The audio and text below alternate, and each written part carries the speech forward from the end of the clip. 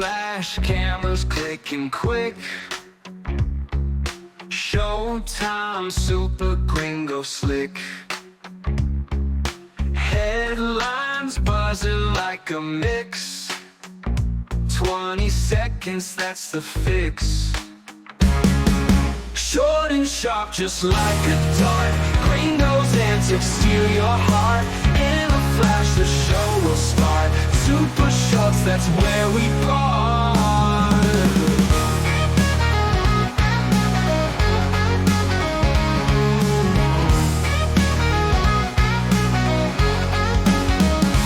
Short and sharp, just like a dart. Gringo's antics steal your heart.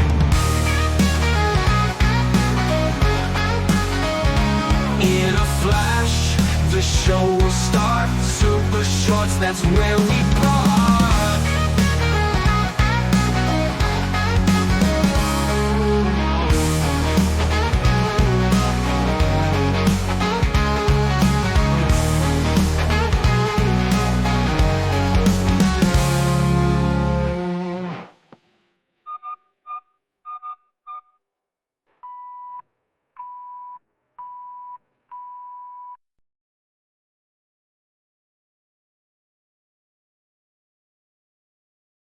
Oligarchy. Noun. A government of, and by a few at the top, who exercise power for their own benefit. Their power and wealth increase as they make laws that favor themselves, manipulate financial markets, and create monopolies that put more wealth in their pockets. Oligarchs don't reduce the size of the state, they expand it. Throughout history, the relationship between oligarchs and the expansion of government power has been an important area of discussion in political science. The claim that oligarchs don't reduce the size of the state, but rather expand its structure, reflects a pragmatic observation about the nature of oligarchs' HIP. This essay explores the historical context of oligarchs' HIP, highlights key figures who exemplify this trend, and considers the Oligarchs don't reduce the size of the state, they expand it. Throughout history, the relationship between oligarchs and the expansion of government power has been an important area of discussion in political science. The claim that oligarchs don't reduce the size of the state, but rather expand it struck. Historically, oligarchs have emerged in a variety of political contexts, often supported by periods of social upheaval, economic instability, or national crisis. The consolidation of power in the hands of a few, often one individual, creates the mechanism for establishing political order, albeit at the expense of civil liberties and democratic institutions. Leaders such as Joseph Stalin, Mao Zedong, and Adolf Hitler exemplify the core principles of authoritarianism, in which the state apparatus is expanded to enforce ideological conformity and maintain control. One of the most cited examples of the expansion of government under authoritarianism is the regime of Joseph Stalin in the Soviet Union. After the Russian Revolution, Stalin's rise to power marked a period of intense state intervention in all aspects of life. The implementation of 5-year plans aimed at rapid industrialization led to the expansion of bureaucratic structures and state-owned enterprises. This centralization not only expanded the reach of government into economic production but also brought with it a vast network of surveillance and repression, embodied in organizations such as the KGB. While some historians argue that Stalin's policies led to significant industrial progress, the human cost was enormous, characterized by widespread famine, purges, and the establishment of a totalitarian state to quash dissent. Conquest, 2007.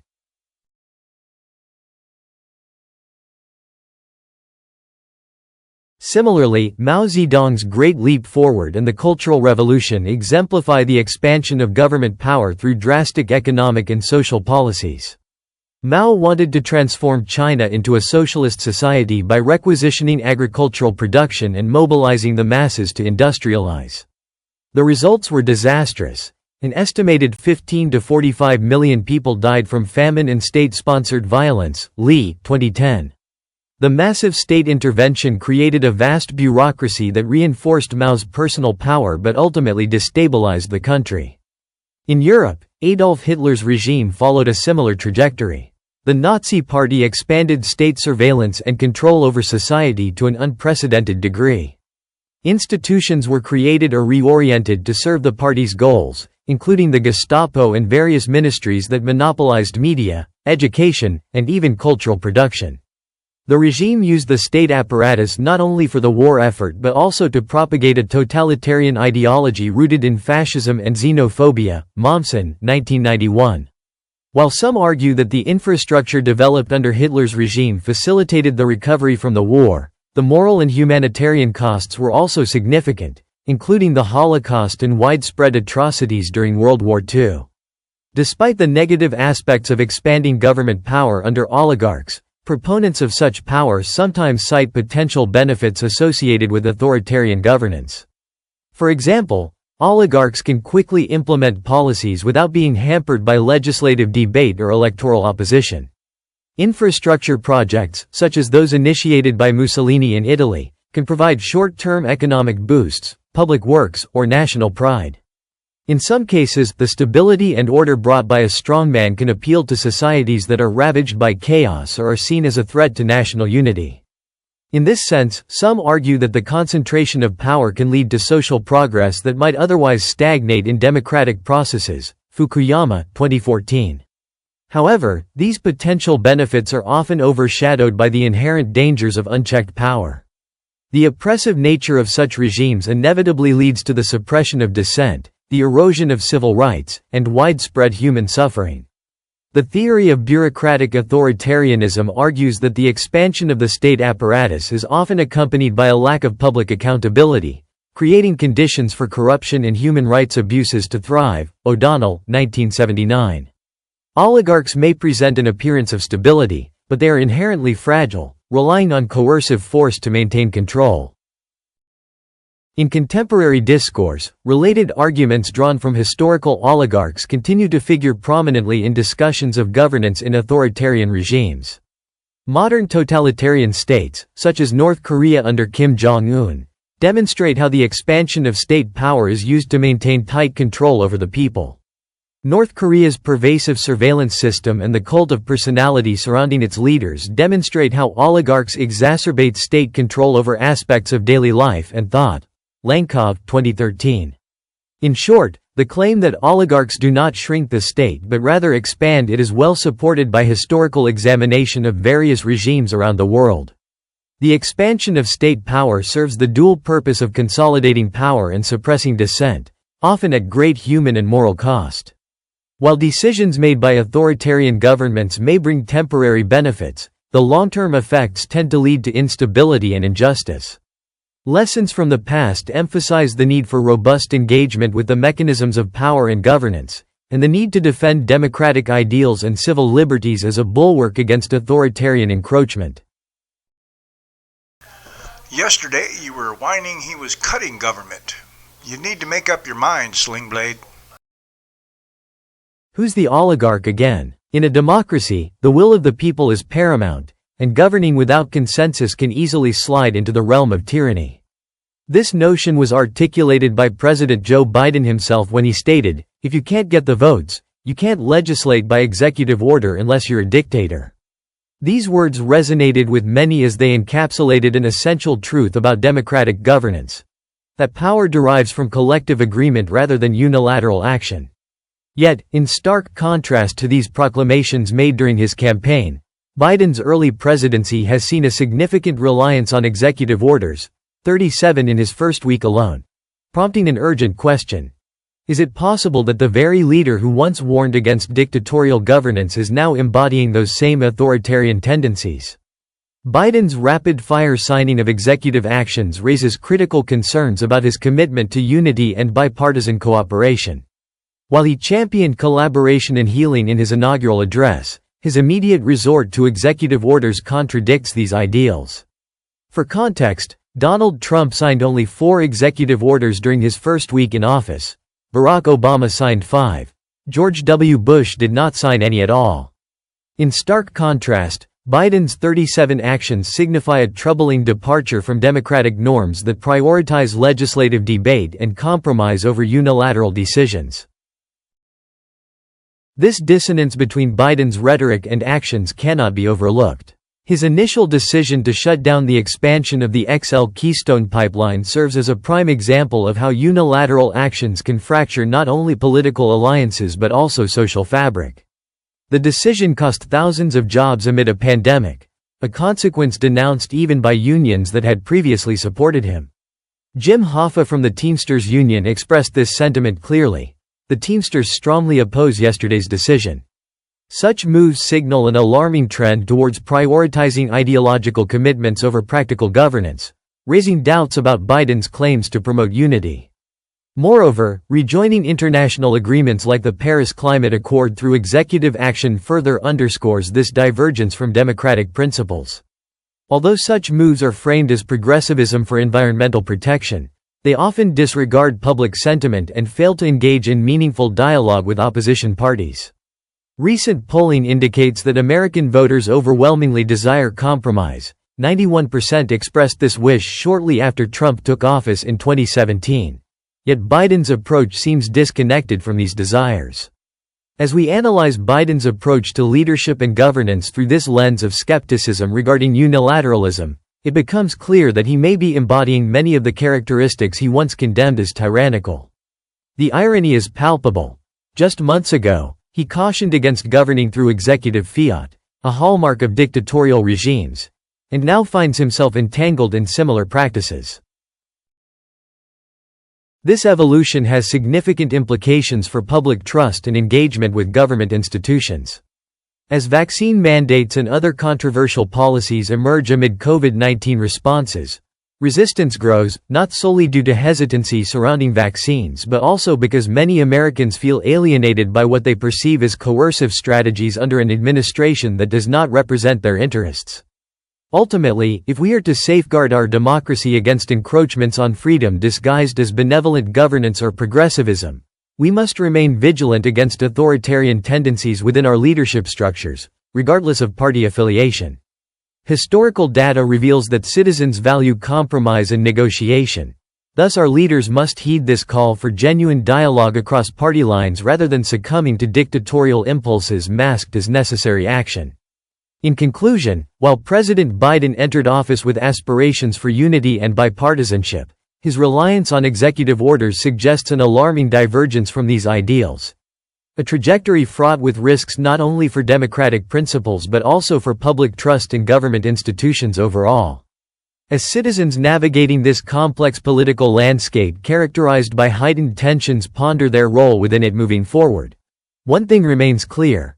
Accountability is essential if we are to uphold our shared values rooted firmly within democracy itself amidst evolving challenges ahead.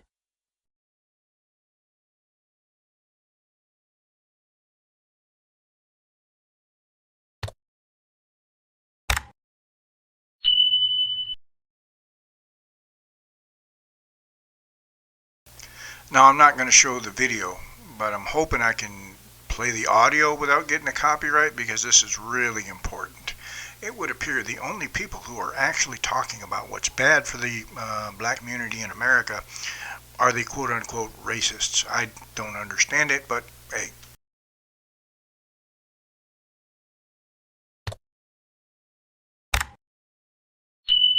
"71% of our sisters are not married, 29% will never get married, 63% of our brothers are not married, 30% of them will never get married.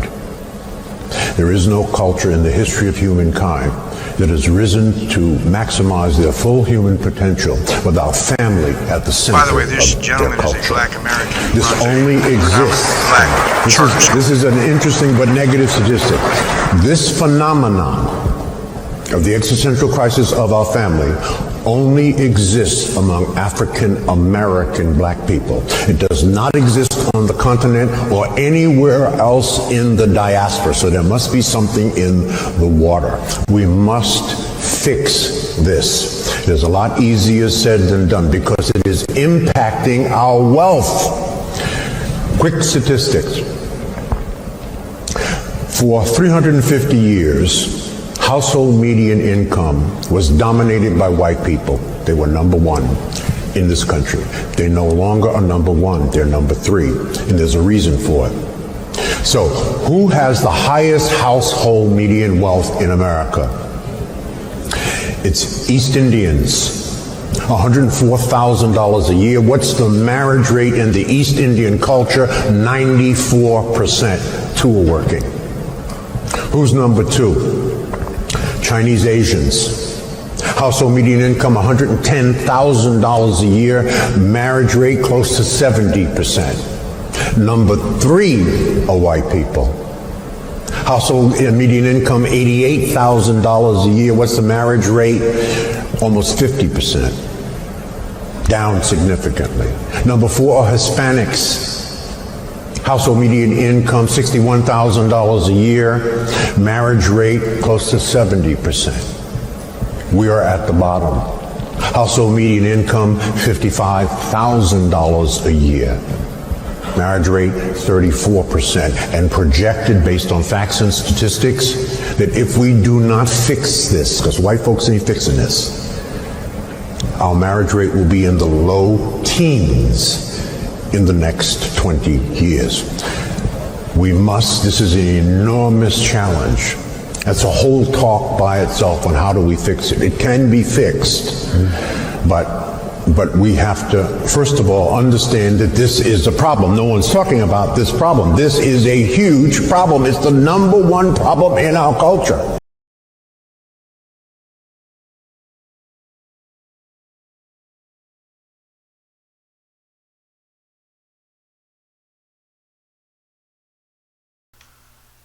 You should pay real close attention to chapter 1 where it talks about choice.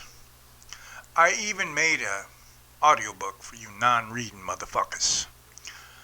Understanding Capitalism, the Dynamic Dance of Market Forces and Human Behavior. Chapter 1, The Weight of Decision, Unraveling Human Nature and the Price We Pay for Choice. This chapter delves into the intrinsic nature of human decision-making, exploring how choices shape our lives and the inherent costs associated with them.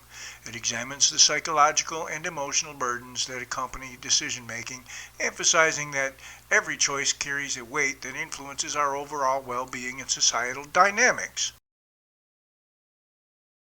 Chapter 2, Navigating the Balance, Understanding Profit, Loss, and Economic Fabric of Society. Here, the discussion shifts to the foundational concepts of profit and loss within an economic framework. The chapter illustrates how these elements are critical in shaping the economic landscape, affecting everything from individual businesses to broader societal structures. It highlights the importance of understanding these concepts to navigate the complexities of modern economics. Chapter 3, The Mechanics of Production. Understanding the role of division of labor and economic efficiency. This chapter focuses on the divisions of labor as a cornerstone of economic efficiency. It explains how specialization enhances productivity by allowing individuals to focus on specific tasks, leading to greater output and innovation. The mechanics behind this process are analyzed to showcase its significance in both historical and contemporary contexts. Chapter 4, Harnessing Efficiency, an in-depth analysis of economics of scale and scope. An exploration of economies of scale and scope reveals how businesses can optimize production processes to reduce costs and increase efficiency. This chapter discusses various strategies companies employ to achieve these economies, illustrating their impact on competitive advantage and market dynamics. Chapter 5, Navigating Global Markets, the Role of Trade and Comparative Advantage in Economic Growth. In this chapter, the focus is on global trade and its vital role in fostering economic growth. It introduces the concept of comparative advantage, explaining how countries can benefit from specializing in goods they produce more efficiently. The implications of international relations and economic policy are considered. Chapter 6, Harnessing Innovation, the Role of Technology and Resource Management. This chapter highlights the transformative power of technology and resource management. It discusses how innovation drives efficiency in various sectors, enabling better allocation and utilization of resources. The relationship between technological advancement and sustainable development is examined, emphasizing an importance for future economic stability. Chapter 7, The Interplay of Prosperity, Morality, and Freedom, a triad of a just society. The final chapter presents a philosophical exploration of prosperity, morality, and freedom as interconnected pillars for a just society. It argues that true economic success is not merely measured by wealth, but also by ethical considerations and individual freedoms. This chapter advocates for a balanced approach to governance that promotes both economic growth and moral responsibility. Overall, these chapters collectively provide a comprehensive examination of key economic principles while intertwining human behavior, societal values, and technological advancements to present a holistic view of modern economics. Another thing they've taken out of schools is teaching, because you dumb as fuck. I bet you can tell me your made up fucking pronouns though, can't you?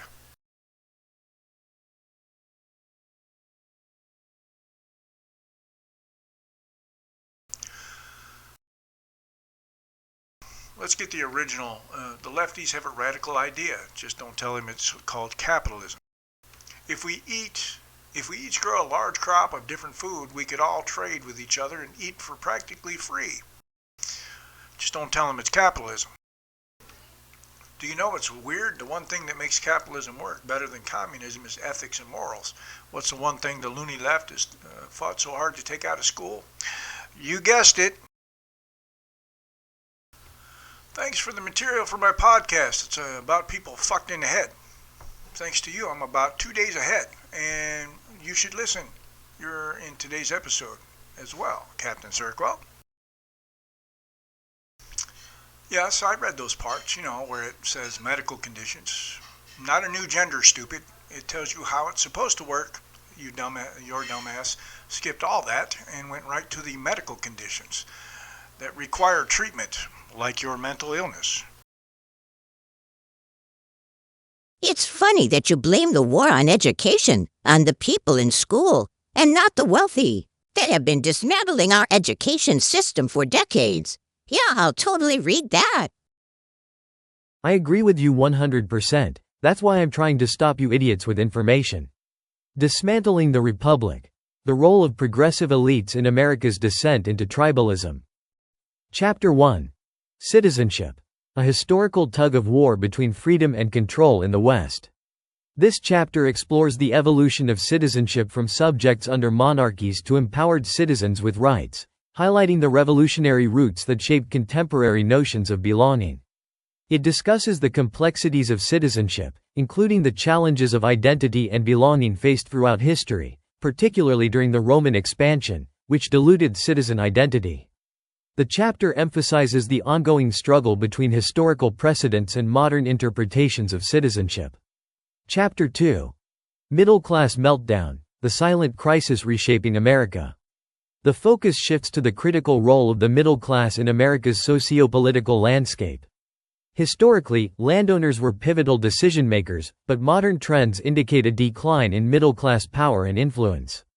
This chapter addresses how contemporary economic pressures have dismantled the foundational aspects of independence and self-reliance within this demographic, leading to a crisis that threatens societal stability. Chapter 3. When Borders Blur. The provocative truth about illegal immigration and sovereignty. Borders are portrayed as essential guardians of citizenship amidst globalization. The chapter delves into the transformation of American immigration ideals from a melting pot to a mosaic, examining both the challenges and benefits of illegal immigration. It raises questions about who truly benefits from border crises, suggesting that economic interests often overshadow humanitarian concerns. Chapter 4. The New Age of Tribal Politics. Are we heading backwards? This chapter critiques the rise of tribalism in modern politics, contrasting blood ties with meritocracy. It argues that identity politics have derailed the American dream by fostering division rather than unity. The discussion includes how affirmative action and diversity initiatives may perpetuate societal fractures instead of promoting true equality. Chapter 5. Behind Closed Doors. The Unaccountable Forces Shaping Our Nation. The narrative shifts to explore the influence of unaccountable entities on American governance, particularly focusing on the concept of a deep state. It examines how bureaucratic power has usurped democratic processes, leading to scenarios where federal agencies act without oversight. The chapter highlights concerns about civilian control over military forces and the implications for national sovereignty. Chapter 6. The Constitution, a dying document? This chapter poses critical questions about the relevance of the U.S. Constitution in a rapidly changing world. It discusses how progressive ideologies challenge constitutional principles, suggesting that some view it as an outdated relic needing re-evaluation to align with contemporary values. Chapter 7. The Great Reset. Global elites' power grab or humanity's last hope? The final chapter addresses globalism as a potential threat or opportunity for humanity. It critiques historical patterns of conquest disguised as globalization and questions the legitimacy of international agreements. The role of global elites is scrutinized, raising doubts about their intentions regarding American citizenship and sovereignty, ultimately suggesting that citizenship is in jeopardy amid these global shifts. The American Left. From Liberalism to Despotism. This comprehensive examination of the American left traces its evolution from classical liberalism to contemporary radical ideologies and critiques. The introduction sets the stage for understanding the foundations of American political thought, highlighting the origins and characteristics of liberalism. In Chapter 1, the text delves into the philosophical underpinnings of liberalism, emphasizing the influence of thinkers like John Dewey and the implications of Freudian psychology.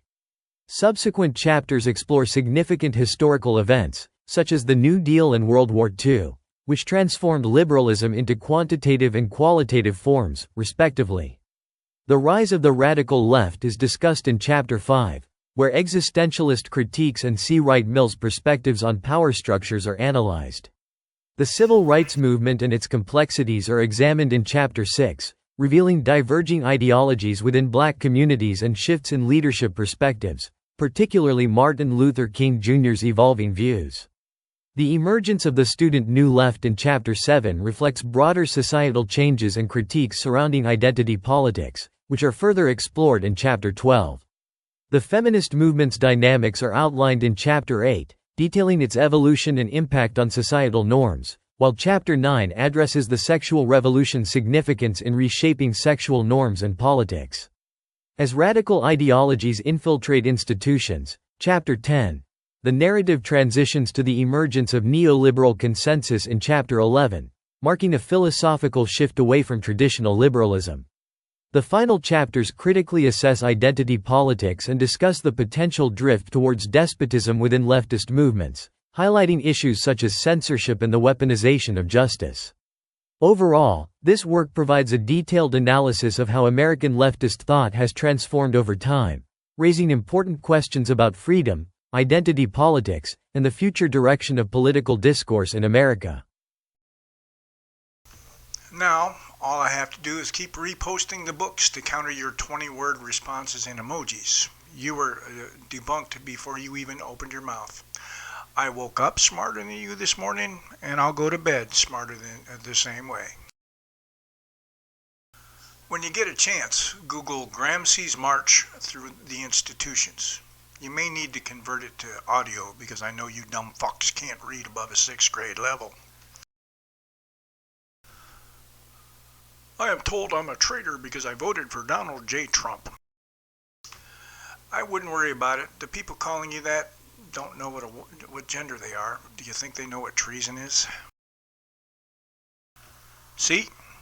20 words or less.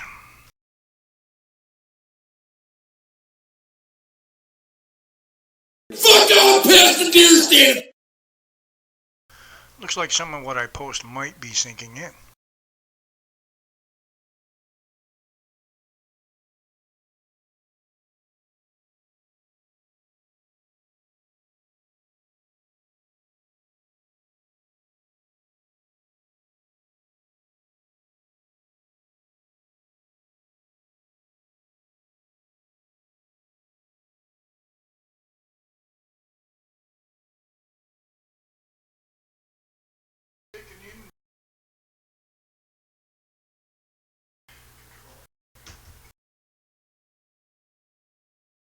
Pay 72% of all tax The top 10% of earners pay 72% of all taxes taken in by the U.S. government.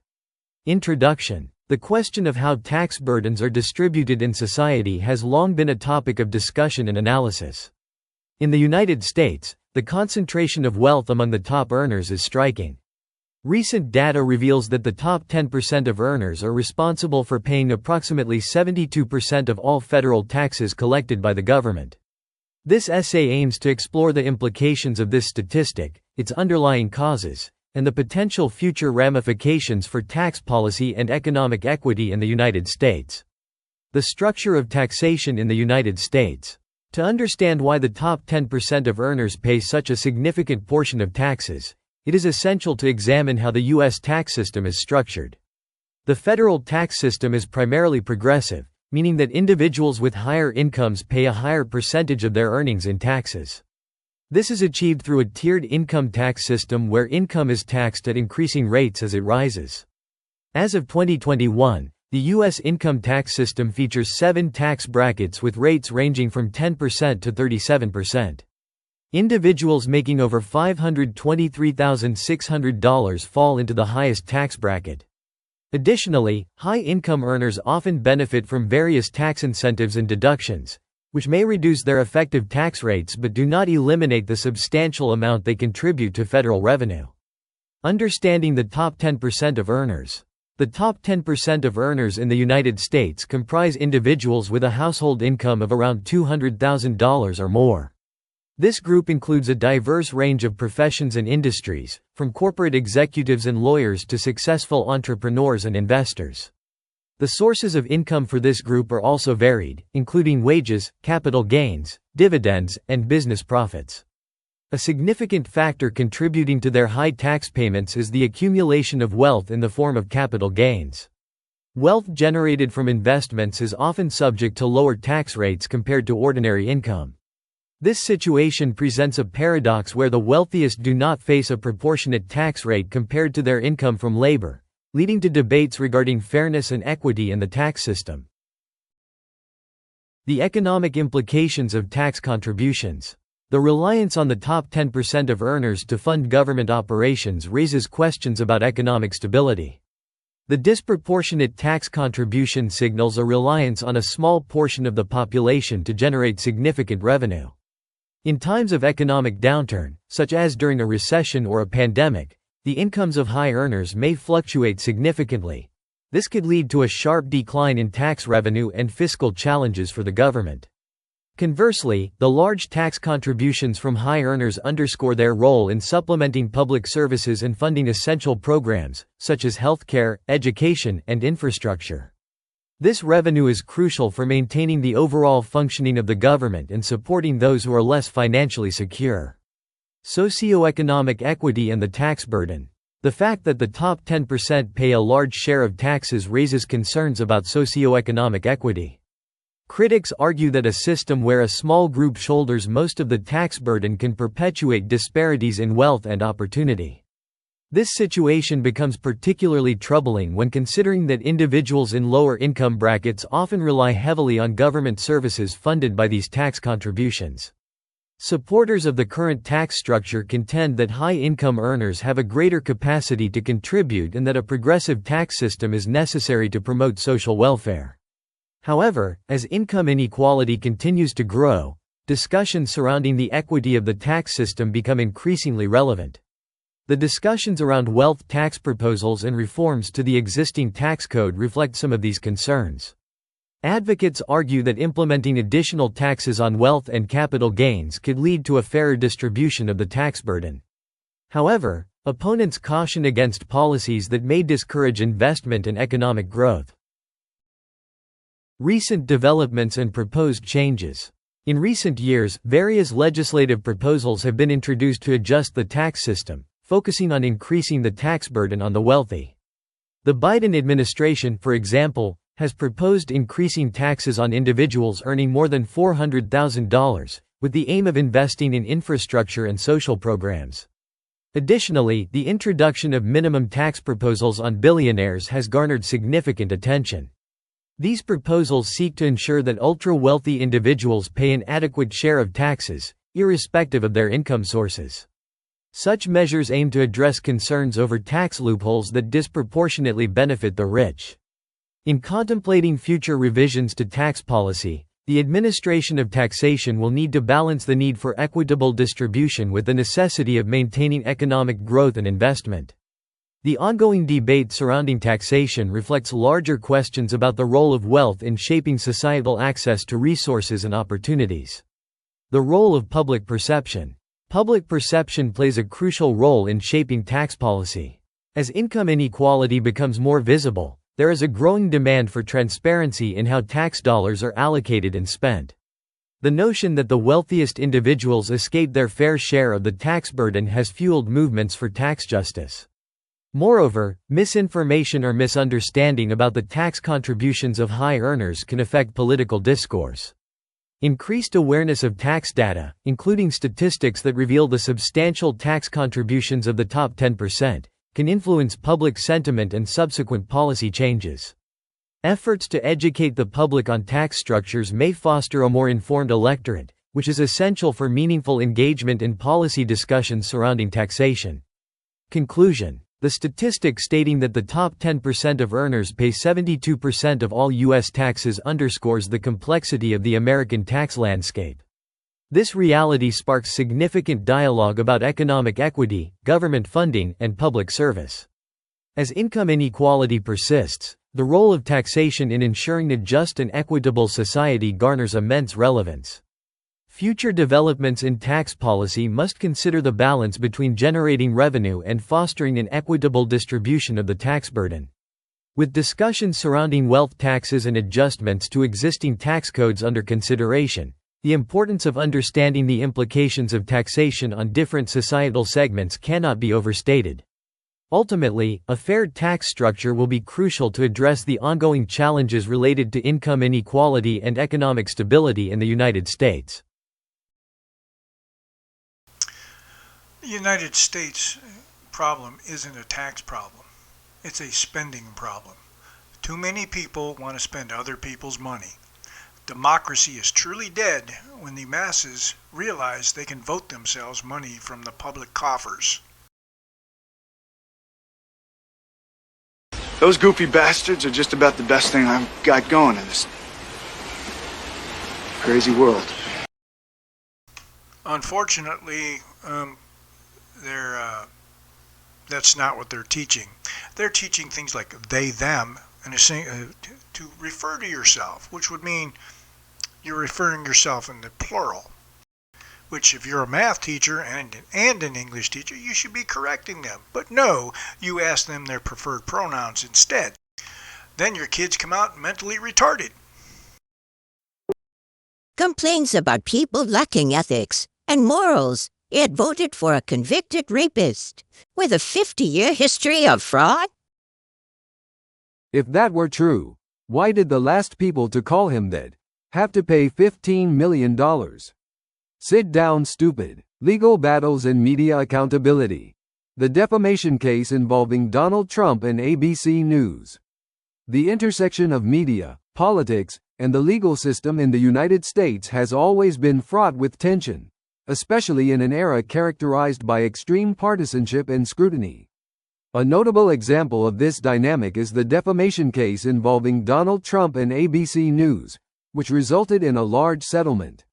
This essay explores the historical context of defamation law in the United States, the key figures involved in the case, and the broader implications of these legal battles for media accountability and freedom of expression.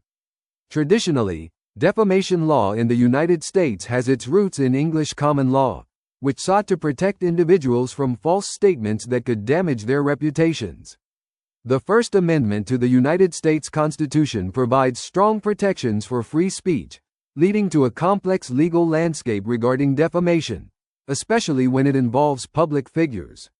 In 1964, the Supreme Court issued a landmark ruling in the New York Times Company v. Sullivan case that established the precedent that public figures must prove actual malice, knowledge of falsehood, or willful disregard for the truth when suing for defamation.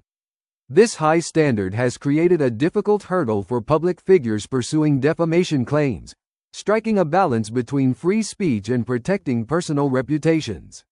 Against this historical backdrop, the recent case involving Donald Trump and ABC News takes on new dimensions. In that case, Trump claimed that ABC News published false and defamatory information about him, and sought substantial damages. The facts of the case show that the news outlet reported Trump's comments and actions in a way that Trump and his legal team found to be misleading. The legal arguments focused on whether the information broadcast by the network constituted defamation and whether the required test of actual malice could be proven. Key figures in the story include Donald Trump, the former president of the United States, and ABC News executives and journalists. Trump's tenure has been marked by intense media scrutiny, and he has often responded violently to criticism from the press. His strained relationship with the media has been well documented, as he has frequently dismissed unfavorable reports as fake news. The case illustrates Trump's broader strategy of using legal means to confront media organizations he deems hostile. ABC News, one of the leading news organizations in the United States, has played a key role in the integrity and accountability of journalism to the public. The decision to settle the lawsuit for $15 million highlights the tensions that often exist between media organizations and public figures. While the settlement may seem like a win for Trump, it raises questions about the implications for journalism and the potential negative impact on reporting on influential people. On the positive side, the willingness of a major news organization to settle the matter shows an acknowledgement of the potential risks of reporting on high-profile individuals like Trump. It underscores the need for media outlets to act not just as providers of information, but as entities that must navigate the complexities of accurate representation and potential negative backlash. The case also reflects a broader trend in the media landscape, where libel lawsuits are increasingly being used by influential figures to discourage journalists from reporting critical news. Conversely, the negative implications of the provision extend to principles of press freedom and accountability. Critics argue that the large financial settlement could set a troubling precedent that could encourage other public figures to file similar lawsuits against news organizations, which could ultimately lead to self-censorship by journalists. Fears of costly legal battles could deter media outlets from publishing stories that, although based on factual information, could be interpreted in an unfavorable light by members of the public. This is particularly alarming in a democratic society, where informed citizens rely heavily on uncensored access to a variety of perspectives and stories. Furthermore, this case can be viewed through the lens of the increasing polarization that dominates the American media. As citizens become more entrenched in their ideological beliefs, the way news is reported and received can become distorted, leading to accusations of bias, a ripe environment for smears and complaints against the media. In this environment, the line between opinion and fact can become blurred, making it difficult for both journalists and the public. In sum, the settled defamation case between Donald Trump and ABC News is emblematic of the challenges facing both the media and public figures in contemporary America. Drawing on historical legal principles, this case illustrates the delicate balance between protecting reputations and upholding freedom of speech. This important provision reinforces the view that media organizations must exercise caution in their reporting, especially when it concerns influential individuals. While it may serve as a form of media accountability, it also risks undermining fundamental rights to free speech and robust public debate. As society continues to grapple with these tensions, maintaining journalistic integrity while recognizing the rights of public figures in an increasingly complex media environment remains essential. Oh look, Captain Seroquel's back. Do you know what's telling? Not once has he said, but Seroquel. You keep trying, Cupcake. You can study what I've already posted and share it with your psychiatrist. I just sent him an entire Dropbox folder full of shit on gender bullshit, the mental illness. There's like, I don't know, 100 papers in there I've written. Yeah, I just put all those things that are in that folder into one document. We'll see if he likes reading that. Again, you notice they have to turn off comments because they know they're going to get comments on what they're actually doing. Damn, an imbecile. Like the dumbest motherfucker that ever lived. Everybody knows you never go full retard. You went full retard, man. Never go full retard. Again, another one who turns off the comments because they know they're not going to like the comments. Stupid people generally don't like being told they're stupid. Just wanted to share it again. Civilian. Must be nice to get VA benefits. Me. That recruiting station was open to everyone. Well, they don't win, but they do come across as kind of borderline retarded.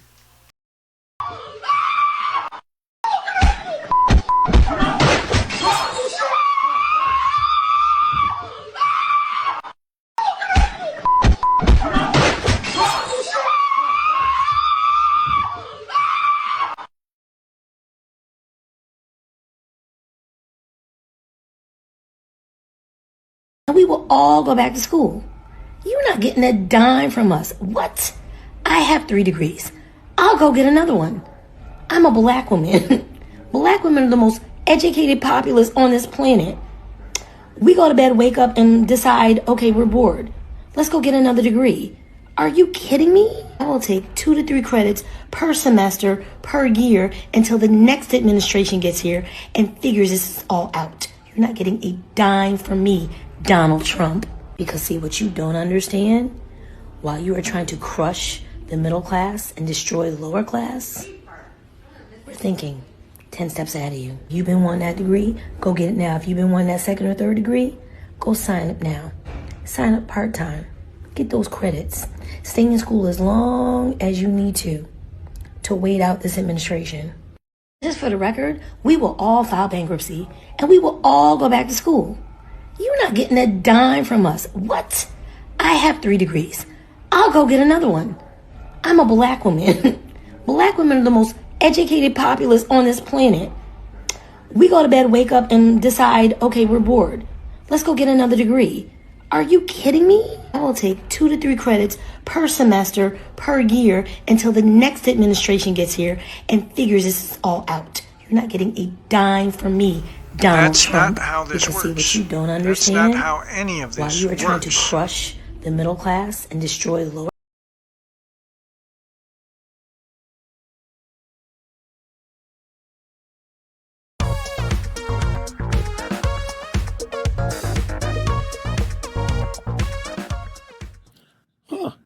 Well, okay then.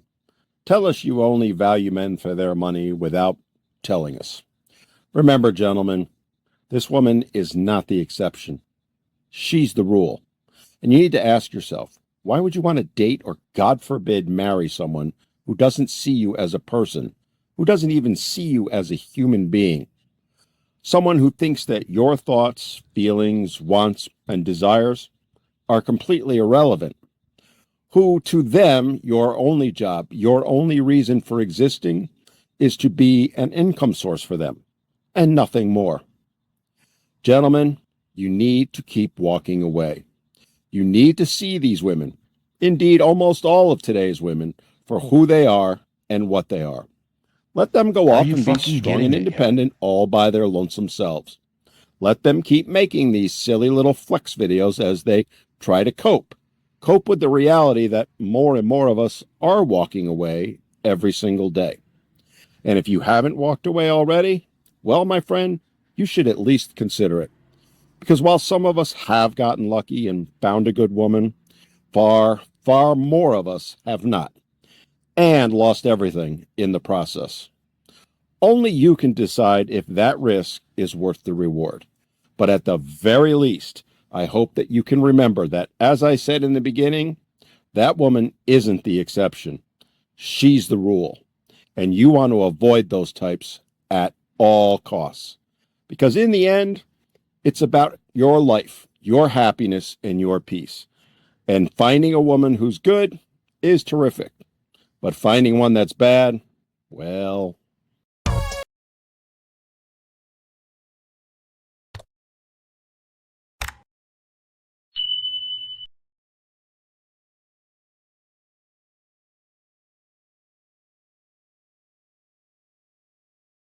There is an interesting display here at the White House.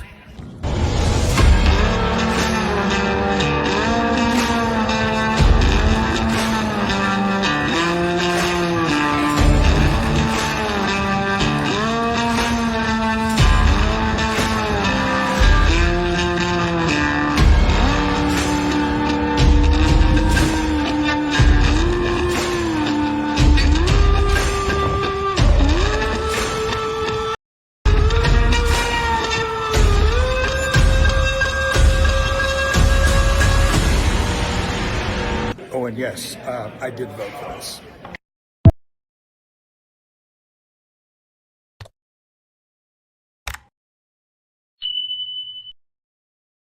So I've had a bunch of loony leftists tell me about these tariffs that China is going to, destroy America, and China has such a great economy. Although I have documents, of course, everybody knows I write. I have documents that say different because they owe so much. They owe more than America as far as loans. And well, there's zero poverty in China. Well, if you consider living on $2.15 a day above poverty, well, yeah. If all you're eating is rice and fish heads and living in a coffin as an apartment, which I've seen those videos too. I think some of you have seen them as well. But I wanted to share this video with the loony leftists saying how great China is and how Trump's tariffs are going to destroy America and China's going to win.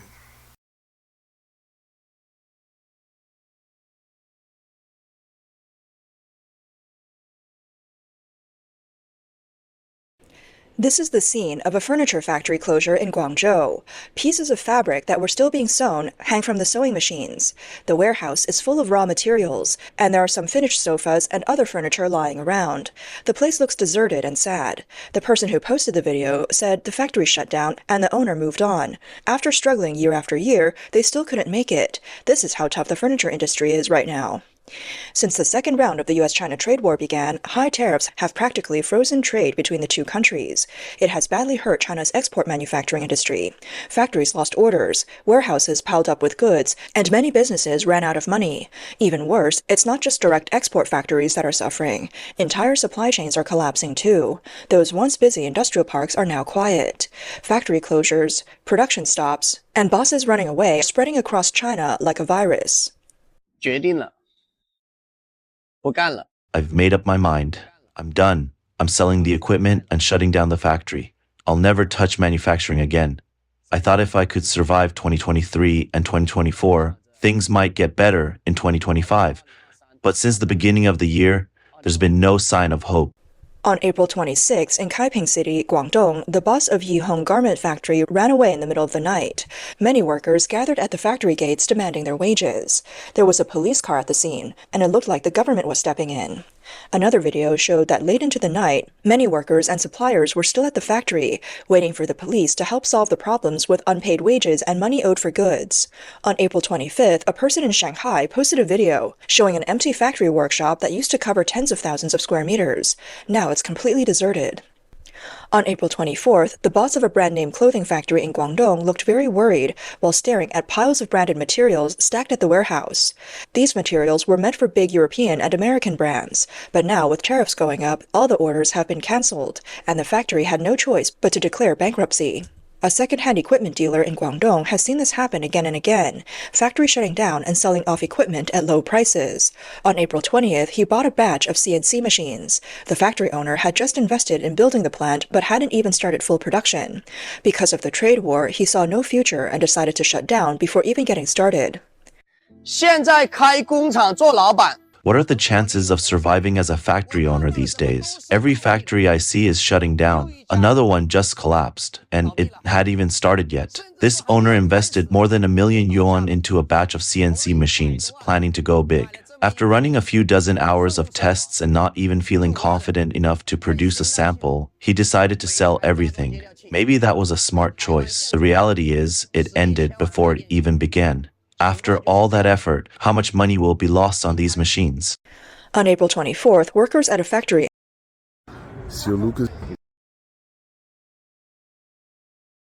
in Dongguan gathered to protest. Their boss had suddenly disappeared, the factory shut down, and several months of wages were left unpaid.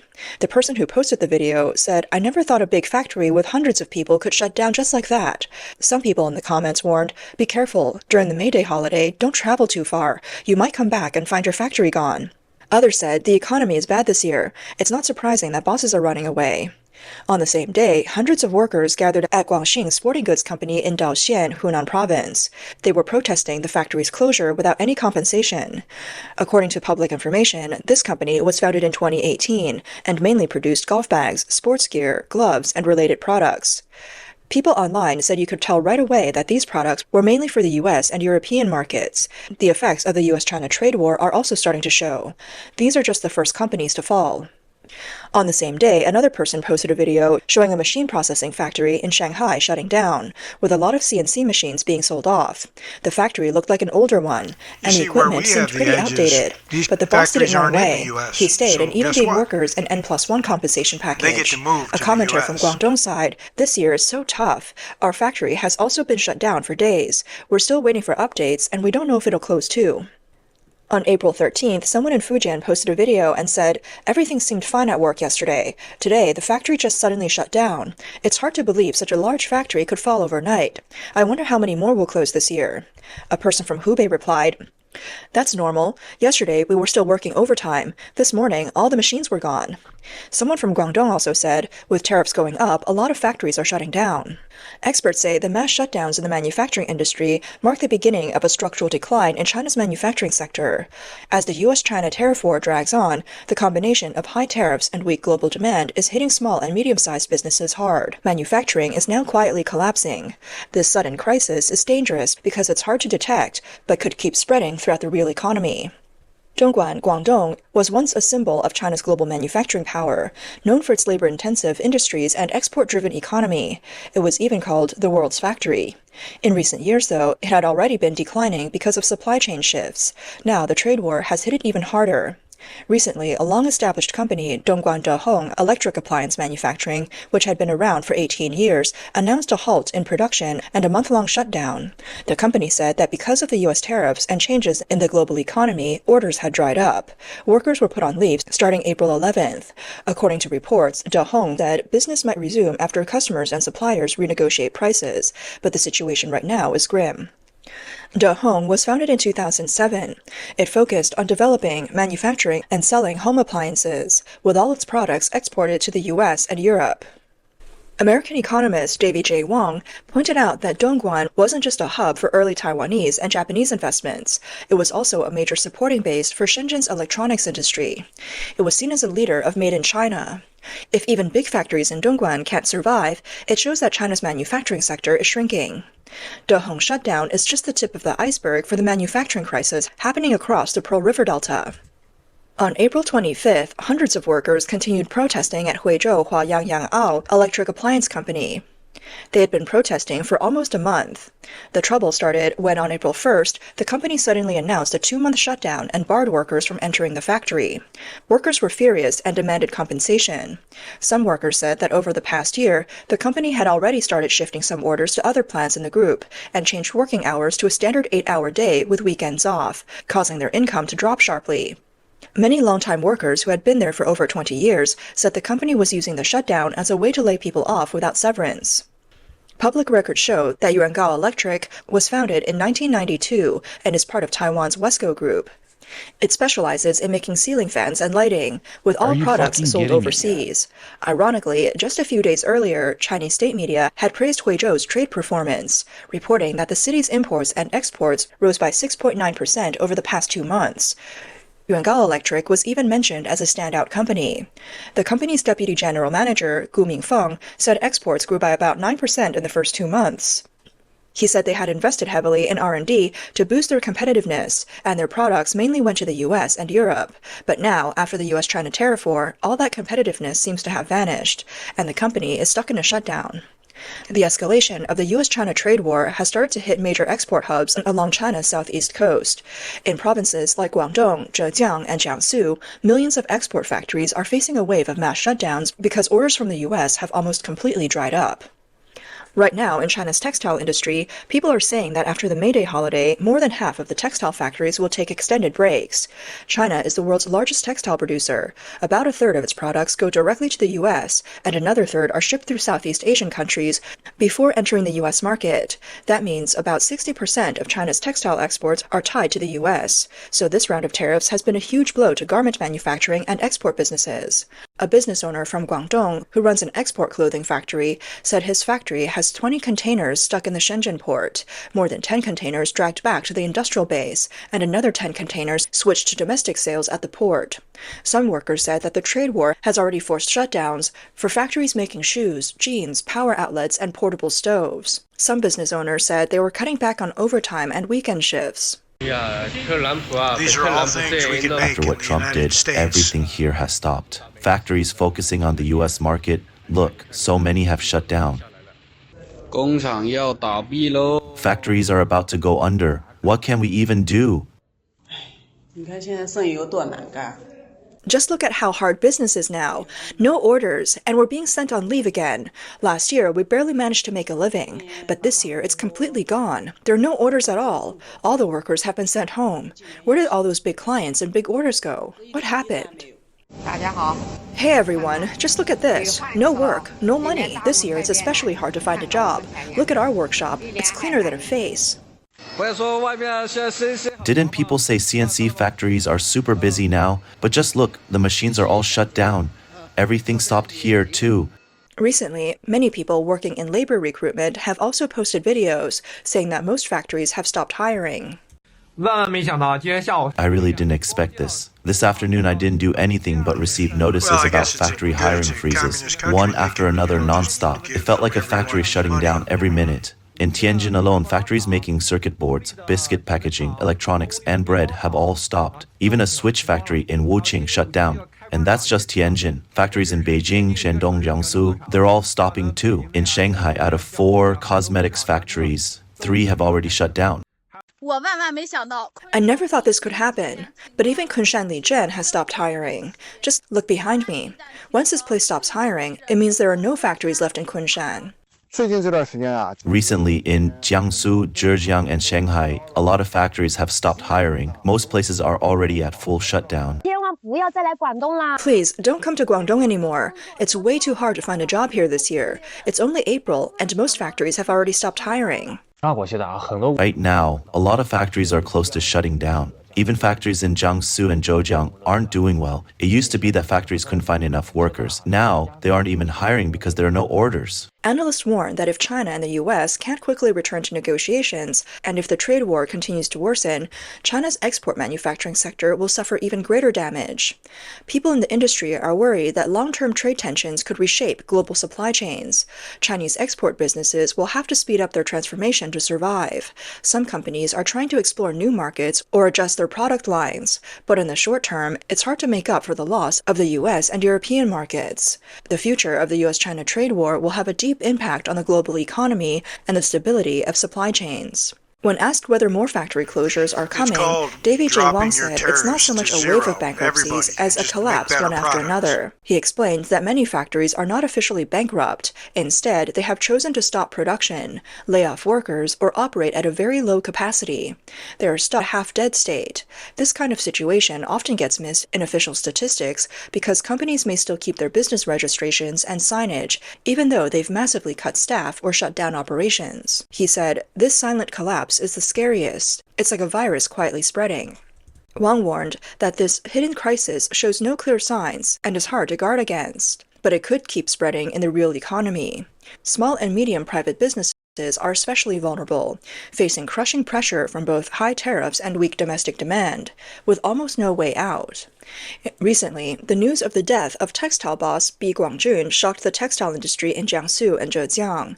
Late at night on April 16th, Bi Guangjun, founder of Jindianzi Textile, ended his life at the age of 56, leaving behind a cloud of debt and silence across the industry. Bi Guangjun was considered a legend in Zhejiang's textile world. Born in 1968 in Wenzhou to an ordinary family, he had no connections to wealthy circles. In 1991, at the age of 23, he borrowed 5,000 yuan and opened a tiny 8-square-meter stall called Guangjun Fabric Shop in Keqiao Textile City. In 1995, he realized that China lacked Korean-style polka dot fabrics. He bet everything he had to import a production line and spent 3 days and nights working with his team to perfect the technique so the fabric would not warp under high temperatures. When the first batch of perfect fabric hit the market, he sold 5 million meters in a year and made his first 5 million yuan. From there, Jindianzi Textile became famous, and he was called the king of printed fabrics in Keqiao. Over the next 3 years, Bi Guangjun built his business from a small shop into a textile empire covering 21 companies, working with brands like Peacebird and Zara, and reaching over 1 billion yuan in annual revenue.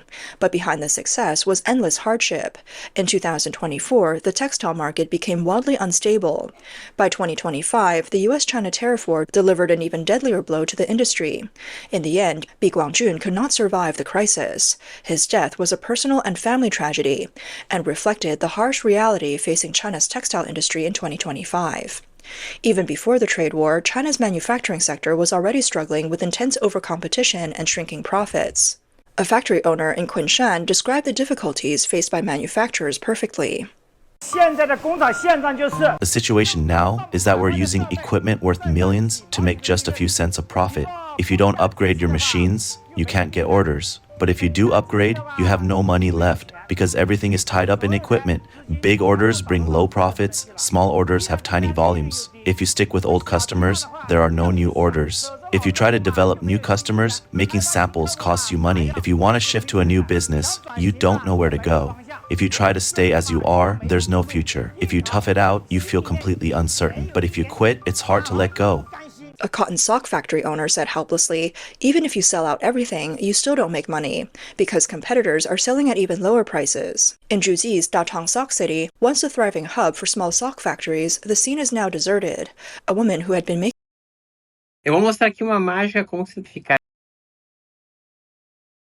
making socks for 30 years, said, "This spring only one customer came by. They bought one package, 100 pairs. I made about 2 or 3 cents per pair.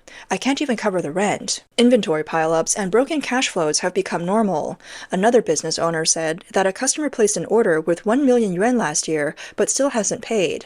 Meanwhile, 2 million yuan worth of unsold inventory is weighing the factory down. The problems facing the clothing industry come from many pressures: rising costs, fewer orders, cutthroat pricing, and the impact of e-commerce. Factories want stability, but brands are chasing viral bestsellers. Fragmented orders and inventory risks are pushed onto the factories. The situation of bad products pushing out good ones is getting worse. High-quality goods are being squeezed out by cheap knockoffs. A woman who owns a women's clothing factory complained, "We set our price at 100 yuan, but factories in Guangdong can sell the same thing for 60 yuan.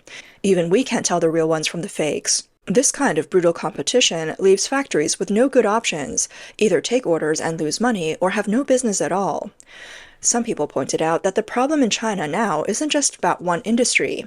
The entire manufacturer is bleeding out, shaking the very foundation of China's economy, and becoming the trigger for a larger crisis. For years, under government policies, China's manufacturing relied on cheap labor and low environmental standards to grab a foothold in global markets with low prices. That's how China earned the title the world's factory. But this aggressive pricing hurt global economies and caused backlash from the US and Europe, leading to today's crisis. As a woman explained in a video, Have you noticed that it feels like the whole world is pushing back against us? The real reason is that our low-price strategy scared them. Our company's approach is simple: enter a new market and slash prices. Take socks, for example. In Europe and the US, a pair used to sell for $20 and everyone made good money. But when we showed up and priced them at $5, we wiped out the profits for everyone else. So of course they started resisting. When you corner others with no way out, it might look like you're winning at first, but it actually hides a huge crisis. In the end, it could leave us isolated. The crisis in China's manufacturing sector is a silent war, and it's the first eruption of years of deep structural problems. The ongoing escalation of the US-China trade war has only sped up the collapse. The fall of manufacturing isn't just an isolated problem. It's a reflection of a broader breakdown in China's economic system. The old model of driving growth through investment and exports has completely failed. New industries are nowhere near strong enough to support the economy. Small businesses can't get financing. Big companies are afraid to invest. Private businesses have lost confidence. The stock market is slumping. Waves of unemployment and shrinking consumer spending are feeding into each other, creating a vicious cycle. On the surface, China's GDP numbers might still look impressive, but the real economy is already falling apart. Without fixing the deep, systemic problems, any policy now is just delaying the inevitable collapse. Sorry, I don't understand which way you are going with this, and your post certainly doesn't encourage me to read it. Please give a synopsis without too many boring details. Maybe it's just my ADHD. A brief synopsis for the reading challenged. Simple. Socialism, communism light, and full-blown communism suck. Simple enough. Simple enough for you, Sling Blade? Because of people like you, I felt compelled to include audiobooks. That should make you feel even dumber. You could have just gone over and listened to the sample. Hence the name Sling Blade. However, I have a podcast about people who are freaking stupid, and I'm at least 4 days ahead from production thanks to you guys.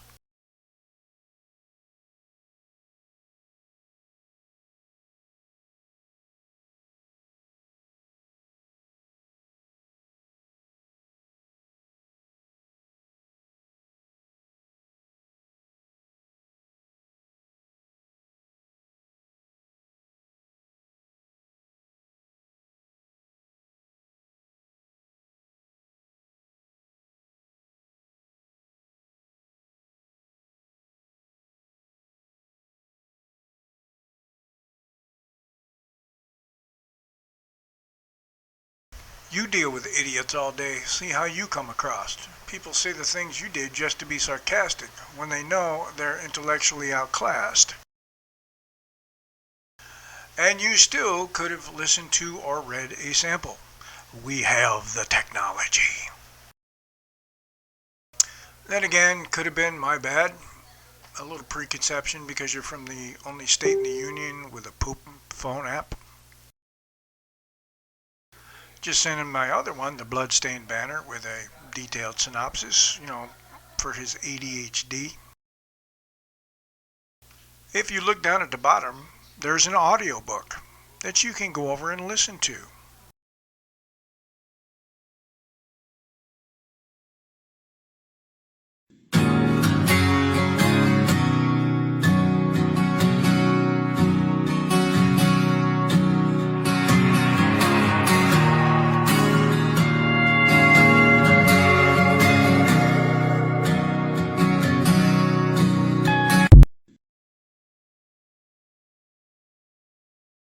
How can you say you don't understand the economics without actually using the word economics? No, the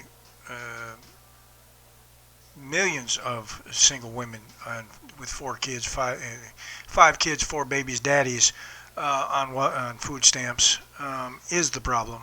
$1.03 trillion a year. We're going on a trip in our favorite piece of shit. Going 95. We're gonna fucking die. I do love when the left post their sins. Their sins like we don't know. If your child was strong enough to survive it, if this child was strong enough to survive it, your child is strong enough to learn about it. We did. That's why I don't vote Democrat. See, I'm a member of a European organization. I wish I could travel to compete, but they do Kempo, various arts, but I lean more towards Kempo. Of course, I'm a black belt in Kempo, and Kyokushin. I like watching Kyokushin. No equipment. is beat the hell out of each other.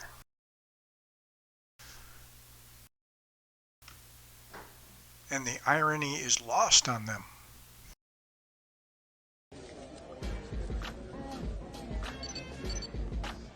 $9:15. Let's have a great day, everybody. Cut the shit.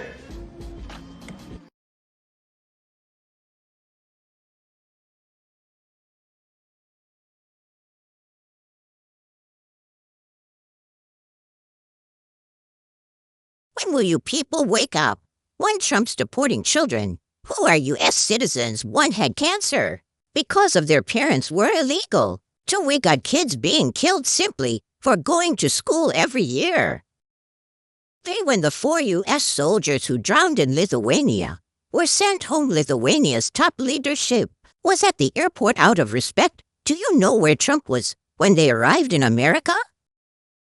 Golf tournament with the Saudis. So I don't want to hear about that poor woman whose daughter was killed, and the killer was caught and convicted. Now, I know this can be a contentious subject. It's easy to get lost in the political rhetoric and emotional narratives that surround immigration. But let's cut through the noise for a moment and focus on what's at stake. When we talk about enforcing immigration laws, we're talking about protecting. Now, I know this can be a contentious subject. It's easy to get lost in the political rhetoric and emotional narratives that surround immigration.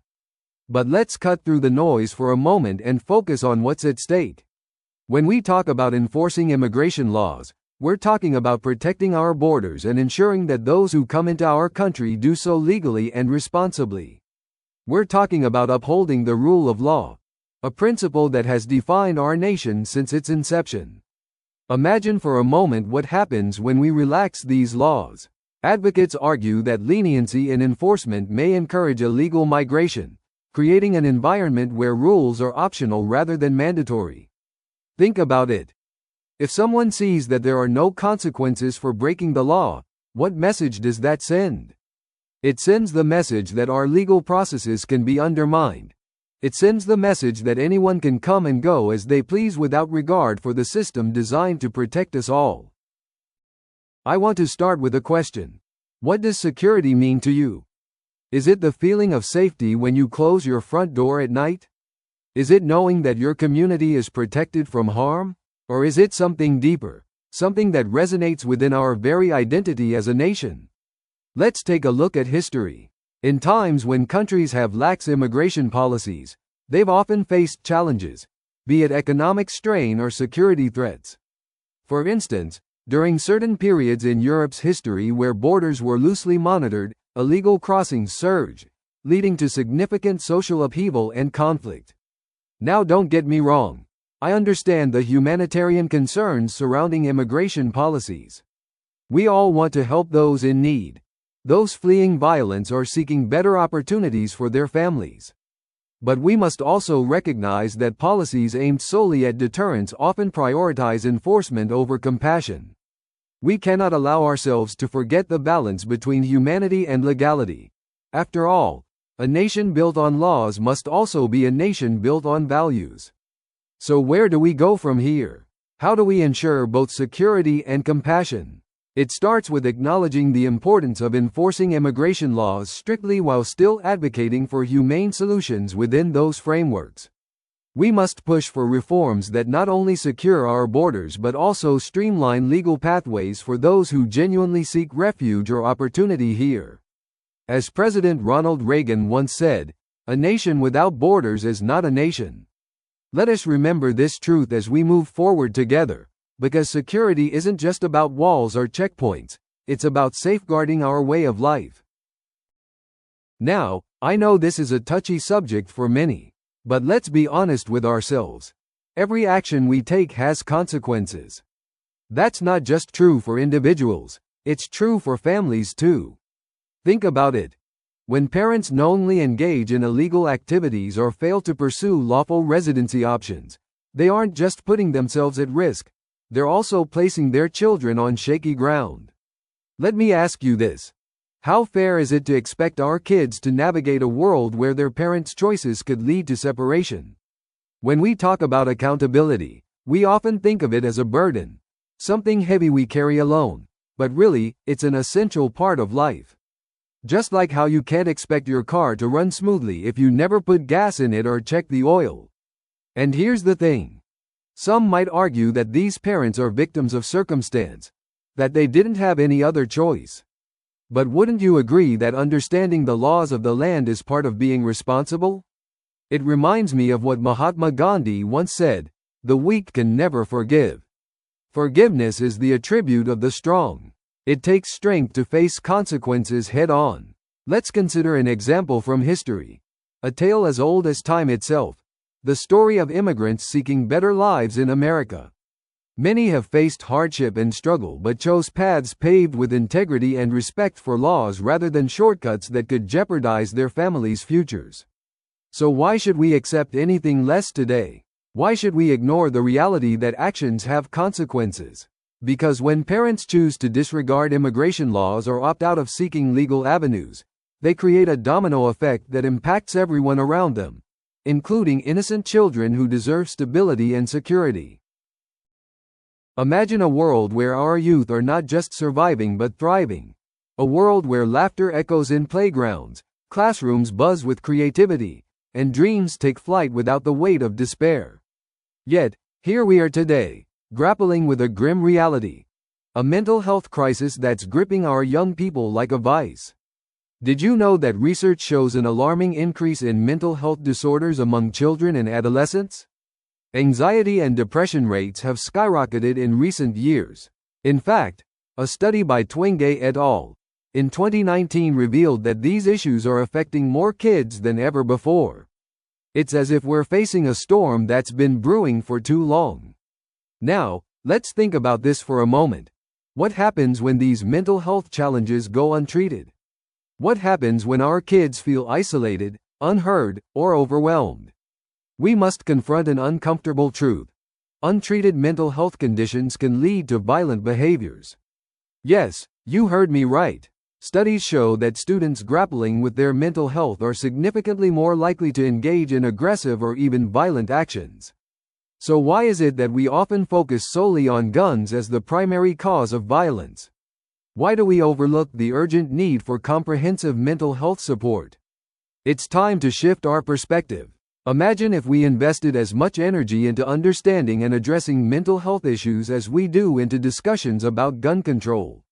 What if we prioritized early intervention programs in schools? What if every child had access to counseling services? Let's consider this analogy. Imagine your mind is like a garden. If left untended, weeds, representing anxiety and depression, will take over. But with proper care, through therapy, support groups, and education, we can cultivate a flourishing landscape where resilience thrives. And let's not forget about those powerful words from former President Barack Obama. We need to keep making the case that mental health is part of overall health. It's time to weave this truth into the fabric of our society. Let's take a moment to imagine a scenario. Picture this. You walk into your kitchen, and there it is, a shiny, sharp knife resting on the countertop. Now, imagine if I told you that knife was responsible for every cut, every slice, every meal gone wrong. Sounds ridiculous, right? Yet, when we talk about violence in our society today, we often find ourselves pointing fingers at inanimate objects like firearms as if they alone are responsible for the chaos around us. I want to unpack this idea of misattributing moral agency. Blaming firearms for acts of violence signifies a misunderstanding of personal accountability and societal influences. Think about it. Attributing moral agency to guns or knives distorts our reality.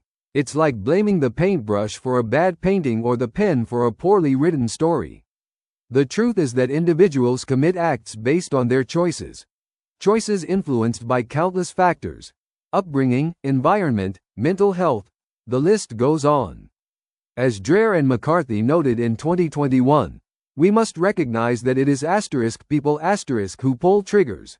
It is people who wield knives. It is people who decide to act. Now let's reflect on another analogy. If someone were to stab another person with that knife I mentioned earlier, would we blame the knife? Of course not. We'd look at the person holding it. We'd ask questions about intent and circumstance. So why do we treat firearms any differently? Why do we shift our focus away from individual responsibility toward an object?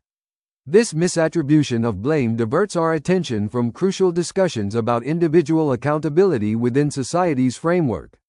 It leads us down a rabbit hole where we ignore deeper issues that contribute to violence, poverty, education disparities, mental health care access. These are the real conversations we need to have.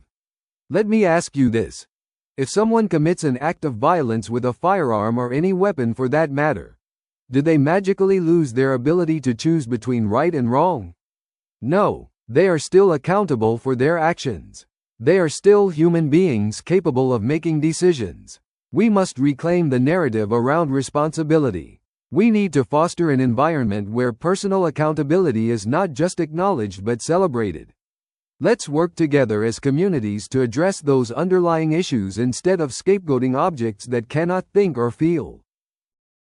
Have you ever stopped to think about the power of a single lesson? Picture this. A young student, sitting at a desk, absorbing knowledge like a sponge. What if I told you that the very environment surrounding that student could shape their view of responsibility and resilience for years to come? Today, I want to dive into how our educational settings play a critical role in molding youth perspectives, not just about academics but about life itself. Let's face it, education is not just about textbooks and tests, it's about building character. It's about teaching our youth how to navigate the unpredictable waters of life. But here's the kicker. If we focus solely on promoting ideologies without balancing them with lessons on personal accountability, we may inadvertently create an atmosphere where hope takes a backseat. Now, I know some critics might argue that contemporary curricula are doing just fine. They might say we're fostering awareness and empathy. But let me ask you this. When was the last time you felt empowered by being told what you can't do instead of what you can? When did highlighting victimhood over resilience ever inspire someone to rise above their circumstances? Dreher and McCarthy, 2021, suggest that if our educational institutions lean too heavily on emphasizing victimhood without pairing it with lessons on self-agency or resilience, we run the risk of creating an environment ripe for hopelessness, a dangerous precursor to violence. Think about that for a moment. The very place meant to ignite dreams could become a breeding ground for despair. Imagine students walking through hallways echoing with messages of, "You're powerless," or, "You're just a product of your circumstances."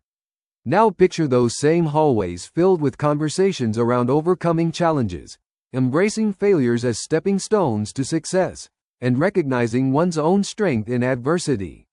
Which scenario do you think breeds hope? Which one fosters responsibility? I'm not saying we should ignore struggles or hardships, far from it. Acknowledging difficulties is important, but let's balance that acknowledgement with empowering narratives. Let's teach our youth that while they may face obstacles, they also possess the tools within themselves to overcome them. As Nelson Mandela wisely said, education is the most powerful weapon which you can use to change the world. Let us wield this weapon wisely. Let us foster environments where resilience is celebrated alongside awareness, where responsibility is taught hand in hand with empathy. Imagine a young child standing at the edge of a vast ocean. The waves crash against the shore, each one a challenge or an emotion they must face. Now picture them equipped not with a surfboard to ride those waves but with a life jacket that keeps them afloat without teaching them how to swim. This metaphor encapsulates our society's growing over-reliance on medication rather than therapeutic intervention when it comes to addressing emotional challenges among our youth. Today, I want to talk about something that affects not just individuals but the very fabric of our community: our increasing dependence on medication as the first line of defense against emotional struggles. While medications can play a role in treatment, we must ask ourselves, are we truly helping our children navigate life's adversities, or are we merely offering them temporary relief? Research shows that prescriptions for antidepressants among children have surged dramatically in recent years. Mojtabai et al., 2016. This trend raises an important question. Are we actually solving the problem? Or are we masking it? By leaning heavily on pharmacological solutions, we risk overlooking essential tools like therapy and community engagement programs that equip young people with coping mechanisms for life's inevitable ups and downs. Let me illustrate this point further. Picture two children facing the same distressing situation: a family crisis or bullying at school. One child receives medication that numbs their feelings but leaves them ill-prepared for future challenges.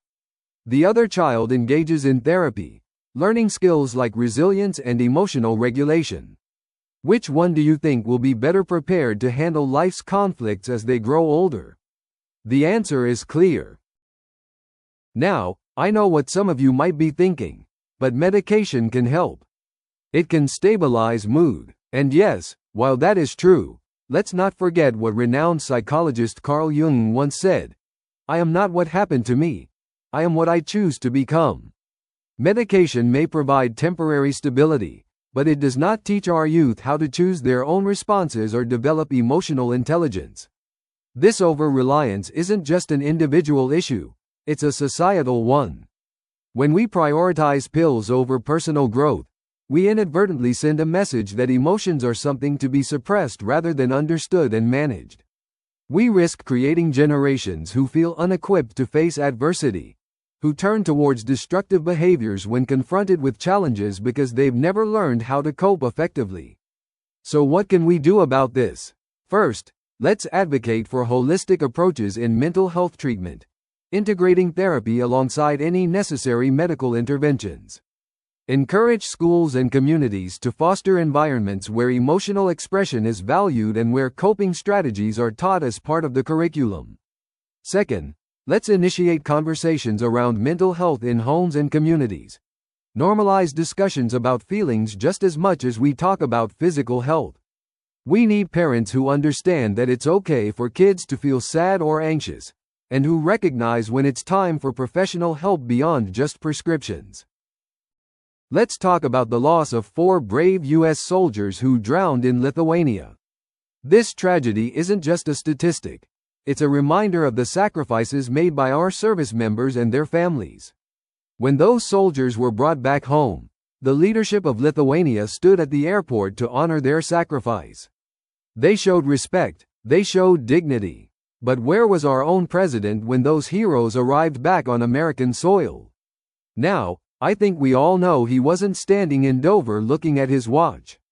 No, instead he was likely busy cleaning up the mess left behind by his predecessor, who, let's not forget, oversaw the tragic loss of 13 Marines and soldiers at Abbey Gate during a chaotic withdrawal from Afghanistan. It raises a question. When it comes to honoring our fallen heroes, do we really have leaders who prioritize respect over politics? Let's take a moment to reflect on why these soldiers were even in Lithuania in the first place. They were there because of an attack on Ukraine that happened while your boy was in charge.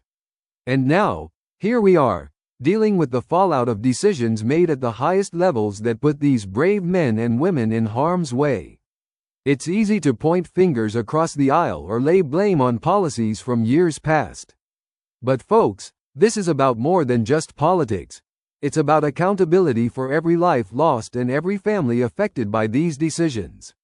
It's about ensuring that when our service members risk everything for our country, they receive not only our gratitude but also competent leadership that prioritizes their safety.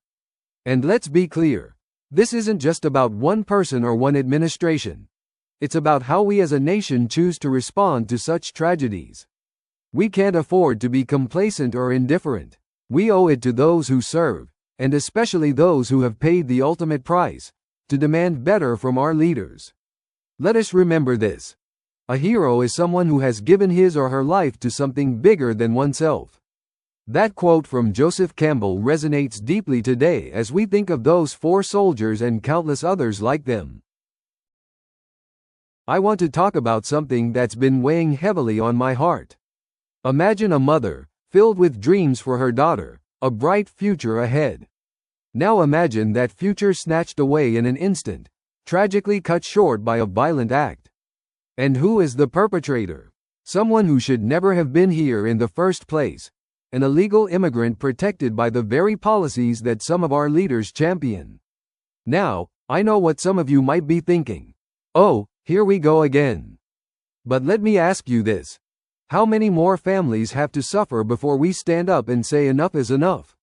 How many more lives need to be shattered before we demand justice for our own citizens? We hear so much about protecting those who come from other countries, those seeking a better life, and I get it, we all want safety and opportunity. But when does that come at the cost of our own people? When do we prioritize American lives over those who shouldn't even be here? It's time to flip the script. Why are we fighting so hard for foreigners while ignoring the cries of American families? Let me share with you a story that echoes too many times across our nation. A woman lost her daughter to violence, a daughter whose only crime was living her life. The killer? Convicted, yes, but he was allowed to roam free because of policies designed to protect illegal immigrants rather than safeguard innocent Americans. Think about that. Are we really okay with this? We've got to ask ourselves. What kind of society are we building if we're willing to sacrifice our own citizens at the altar of political correctness? Are we really willing to turn a blind eye while families like this mothers grieve their losses? I say no. We cannot stand idly by while our communities are torn apart. Now, I'm not suggesting that compassion should disappear or that every immigrant is a threat. But let's get real. There has to be balance. We must protect our borders fiercely and ensure that those who enter our great nation do so legally and responsibly. To quote Ronald Reagan, a nation without borders is not a nation. And isn't it time we remember those words? Isn't it time we put America first? So today, I challenge each one of you, stand up. Speak out against these injustices. Support leaders who prioritize American lives over foreign interests. Write your representatives. Make your voices heard at town halls. Rally together as communities dedicated to making change. Let's honor those lost lives not just with words but through action, through fierce advocacy for policies that protect every single American citizen. Just wanted to say a few things. Why I'm making this video. Because I know you don't read, you little fucktard, or if you did, you wouldn't be spewing this shit on Grumpy's videos. 2, as a legal immigrant, I have to a foreign country. See that? That's called a green card. They're not actually green, but as a legal immigrant to a foreign country, sit down, stupid. You're a fucking retard. Also, as a veteran, again, I have to say, sit down, retard. Sit down, fucktard. You're a retard. Is there anything else you're fucking stupid on? Well, pretty much everything, but... So I made this video because I know you don't fucking read. Just like I have to make audiobooks for my books, because 1 in 4 high school graduate in America cannot read above a 6th grade level. I think you fit in that, like 1 out of... You're probably that 1, right? Out of all your friends. Kind of fucking dyslexic and stupid. You know what's funny though? Every time I talk to one of you loony leftists about Seroquel, nobody has to ask me what it is. That should be an indicator there's a problem. Not let me tell you, Gringo. I'm 74 years old. When I was a kid, we didn't live in the best part of town, but we could leave our doors unlocked. Not let me tell you. Now my dad was a captain in the fire department and very active in the American Legion. You know what was different? The only guns you could have were for hunting. No assault weapons, no automatic firing weapons, and no pistols.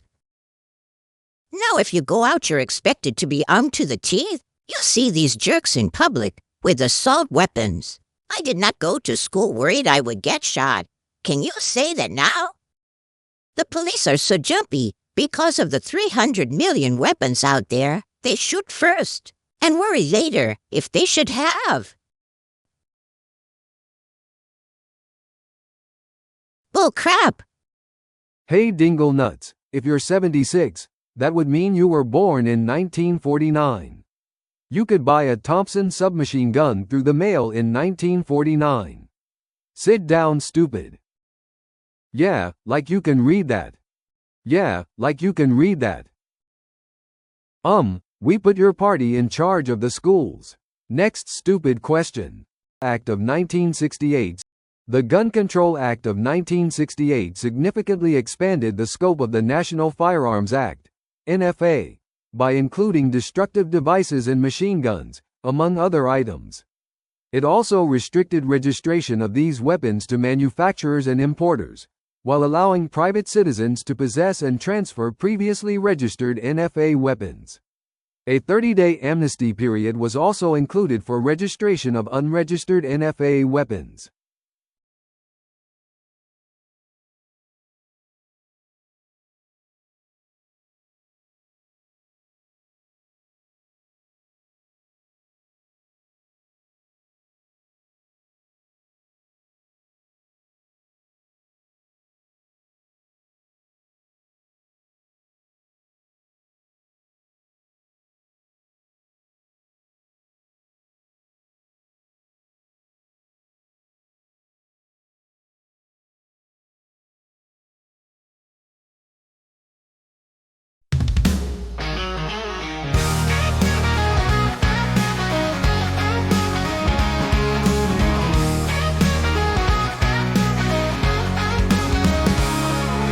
Lights flash, cameras clicking quick. Showtime, Super Gringo slick. Headlines buzzing like a mix. 20 seconds, that's the fix. Short and sharp, just like a dart. Gringo's antics steal your heart. In a flash, the show will start. Super shots, that's where we part.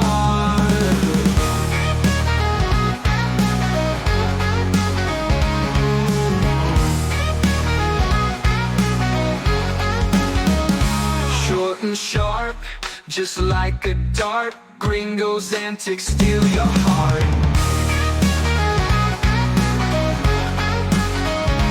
In a flash, the show will start. Super shorts, that's where we